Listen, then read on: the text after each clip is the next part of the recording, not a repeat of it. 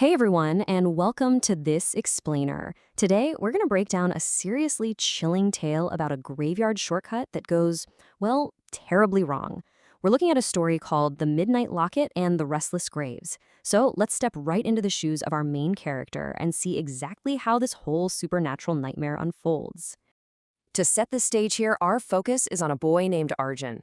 Picture this. It's a freezing, foggy night, and he's walking home after visiting his grandmother. Now, you know how these stories go, right? There's always a forbidden path. For Arjun, the absolute shortest way home cuts right through an old, overgrown graveyard. And of course, he completely ignores all the local village warnings to just avoid that place after sunset. And here is where our skeptic makes his first massive mistake. Ghosts aren't real. He actually laughs at the warnings. Establishing Arjun's mindset right before he steps into the darkness is absolutely crucial here. This pure, arrogant dismissal of the supernatural, it sets the perfect psychological baseline. As the audience, we just know this specific belief is about to get violently tested. Part 1. The Graveyard Shortcut. Let's see how the narrative slowly dials up the dread rather than just jumping straight to the jump scares. Almost instantly, the environment shifts. The wind starts howling, dry leaves are dancing across the ground, and the moon completely hides behind these dark, heavy clouds. This isn't just bad weather, you guys. It's setting a deeply suspenseful tone. It's like the graveyard is physically coming alive to welcome him, right before a sudden, haunting whisper literally cuts through the air. Arjun! Yeah, the wind stops being just wind. Arjun actually hears his name. He stops dead and calls out, "Who's there?" But clinging to that skepticism we talked about, he convinces himself it's just the wind playing tricks on him, and he keeps walking. That is, until the whisper comes back. "Arjun, help me." Only this time, it's closer, and it's pleading.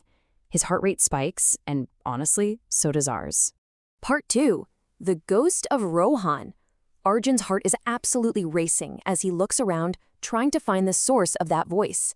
And that's when he notices an old, cracked grave, covered in strange vines that he's never, ever seen before.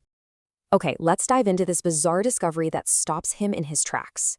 The cracked stone reads Rohan, missing since 1985.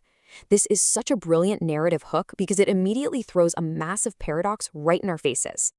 Arjun actually whispers the exact question we're all thinking. How can a missing person have a grave? But hey, before he can even process that logical impossibility, the physical world reacts. The ground actually trembles. A pale blue light appears hovering right above the dirt. Arjun steps back, watching as the light slowly, eerily takes the shape of a sad, young boy. The ghost has officially materialized. Part 3. Unearthing the Locket. Now, the ghost boy isn't monstrous at all. He's melancholic. He just looks at Arjun and says, "Please help me." He points toward a giant tree at the very edge of the graveyard, explaining that he simply cannot rest until his buried locket is found. So, what does Arjun do? He's terrified, sure, but his curiosity completely takes over. He hesitates for a second, but then agrees to help. He walks over to the tree, grabs a broken branch, and just starts digging.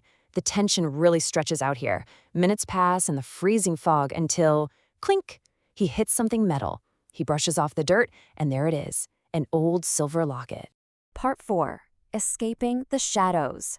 Now, pay close attention to this, because the environment violently reacts the exact second Arjun picks up that silver locket. Finding the item wasn't the end of the encounter. It was a trigger. The atmosphere instantly turns completely hostile. The temperature drops freezing cold, the fog grows incredibly thick, and then the true horror of the scene reveals itself. Dozens of glowing eyes start appearing between the graves as these shadowy, silent ghost figures emerge and start moving straight toward him. Turns out, Rohan was definitely not the only thing resting in that graveyard. The young ghost boy violently yells a warning. "Run!"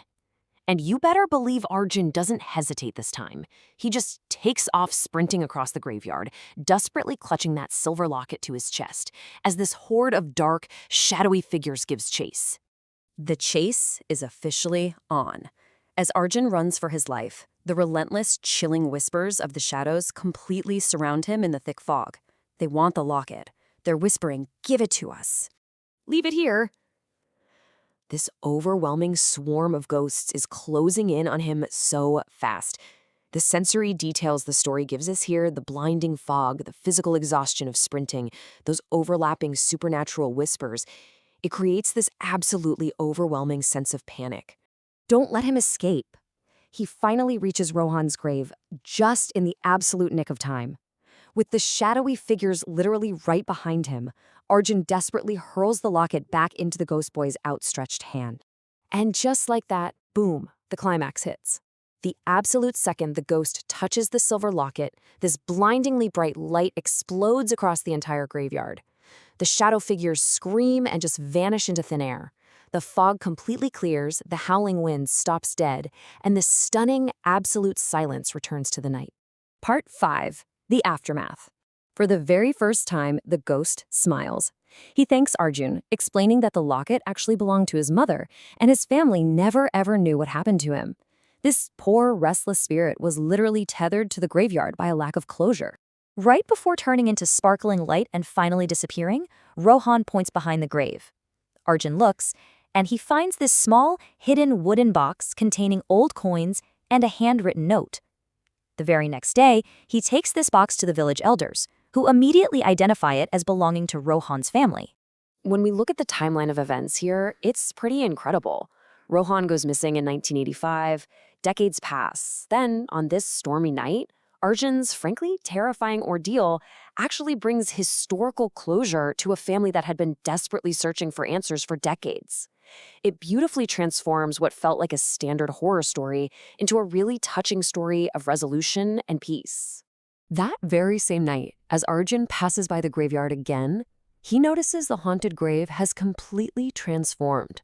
The cracked stone is now pristine and clean. Fresh flowers are resting right beside it, and carved beneath Rohan's name are 3 new words. Finally, at peace. It's such a deeply satisfying visual of a closed chapter, isn't it? Arjun smiles.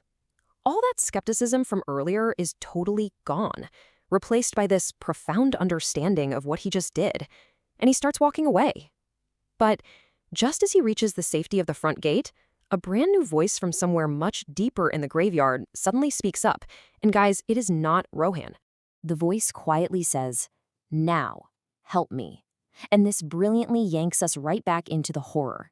It leaves us with such a chilling final thought to take away from this explainer. Sure, bravery can bring closure to the past, but in the supernatural world, some doors, once you open them, can never truly be closed. Arjun proved he could hear them, and now the whole graveyard knows it. Seriously, what would you do if you heard that final whisper? Thank you so much for joining me on this deep dive, and remember to keep your ears open in the dark.